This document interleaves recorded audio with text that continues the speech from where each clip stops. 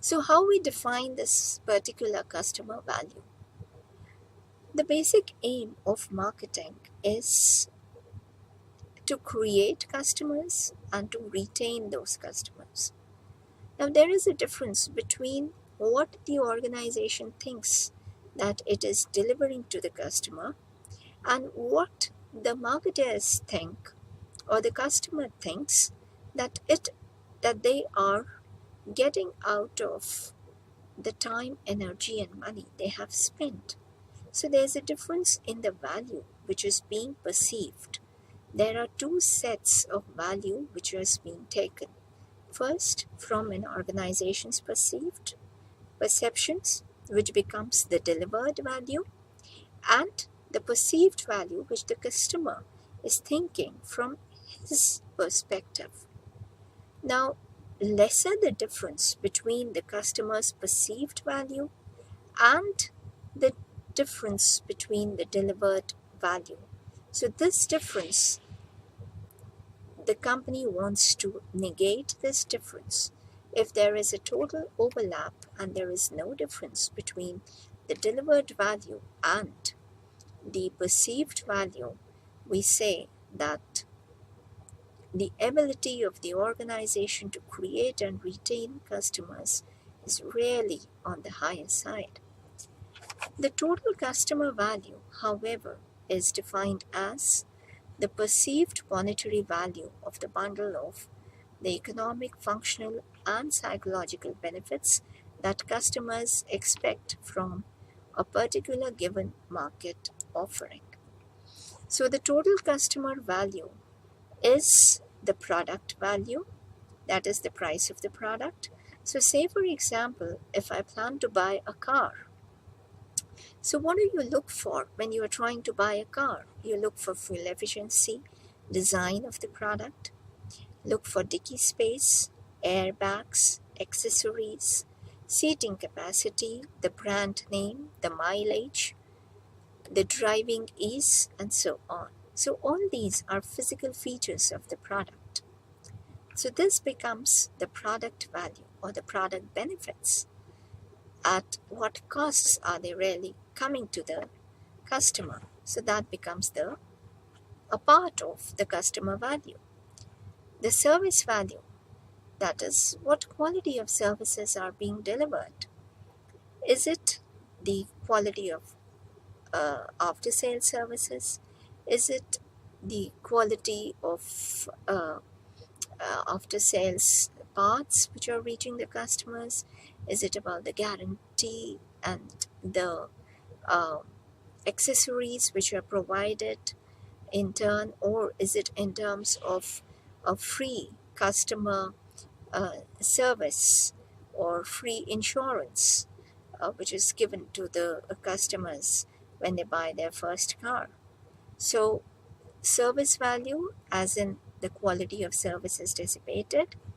Personnel value, that is, it is derived from the level of knowledge, skills, and expertise of both the salesman, the responsiveness of the employees with whom the customers have actually interacted during the acquisition of the product or the consumption of a particular product or service. Here in this case, it is the car or the automobile.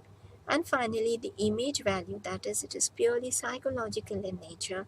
What benefits have been derived from a customer's, from a product's brand power when they are using those particular products and services? So, in case of automobiles, um, the image value would be Maruti is known as a fuel efficient car, but Volkswagen or BMWs and the Mercedes, they stand for different, their brand image in the market is different, and they stand for a different value system as perceived by the customers.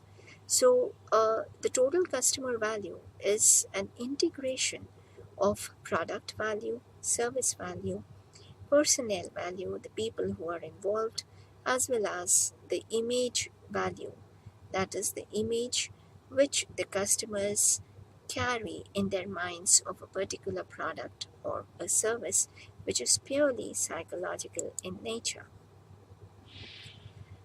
Now, value is not only in terms of the benefits, that is, the functional benefits as well as the emotional benefits, but value is also measured in terms of the cost that a customer chooses to pay. So, what are these different kinds of costs? One, the costs are monetary cost, that is, the financial expenses. So, if a pen costs 5 rupees, that becomes the monetary cost. What is the time cost? That is, the monetary equivalent of the time spent. This refers to how much time has the purchase process taken, the time spent. For example, in B2B markets, the time spent with CEO, where their every single minute counts, um, is escalates the time cost as compared to the time which is spent at the lower levels. The energy cost refers to the trouble or the hassles that are taken by a consumer in deciding, in purchasing a particular product or a service. The psychic cost is the amount of risk and uncertainty which is required to reach a particular decision. Say, for example, in case of certain life saving drugs or in case of insurance, buying insurance. So, the customer delivered value is the total customer value minus the total customer cost. Now, this delivered value is, as I said earlier, is what the organization thinks they are offering to the customers.